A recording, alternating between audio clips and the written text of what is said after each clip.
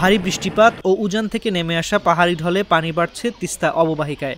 পানির চাপে লালমনিরহাটের তিস্তা ব্যারাজ পয়েন্টে ৪৪টি জলকপাট খুলে দিয়েছে পানি উন্নয়ন বোর্ড। এতে হু হু করে পানি ঢুকে চর ও নিম্নাঞ্চলে বন্যা দেখা দিয়েছে। শনিবার বিকেল ৩টায় দেশের বৃহত্তম সেচ প্রকল্প তিস্তা ব্যারেজ পয়েন্টে তিস্তার পানি প্রবাহ রেকর্ড করা হয় ৫১.৫০ সেন্টিমিটার, যা বিপদসীমার ৬৫ সেন্টিমিটার নিচ দিয়ে প্রবাহিত হচ্ছে।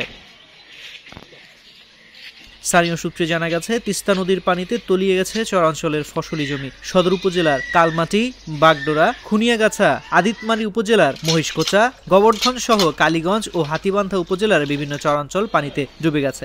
অন্তত ৫০০ ঘর বাড়িতে পানি উঠে গেছে। বাড়িঘর, রাস্তাঘাট ডুবে যাওয়ায় রান্নাবান্না সহ চলাচলে বিপাকে পড়েছেন লোকজন। সদর উপজেলার খুনিয়াগাছ এলাকার মহসিন আলী জানান, চর এলাকায় তিস্তার পানিতে ঘরবাড়ি ও রাস্তাঘাট তলিয়ে গেছে।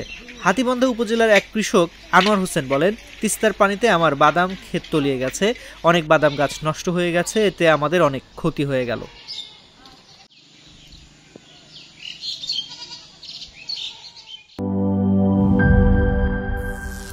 করিম চাচা, আপনার প্রিয় মানুষদের কখনো বিপদে ফেলতে চাইবেন না স্যার। তাহলে আমাদের বিপদে রাখা কি ঠিক হচ্ছে? এজন্যই বিজলি কেবলস সবচেয়ে ভালো ও নিরাপদ। ফ্লেম রিটার্ডেন্ট পিভিসি দিয়ে তৈরি বিজলি কেবলস, নিরাপদ আজীবন।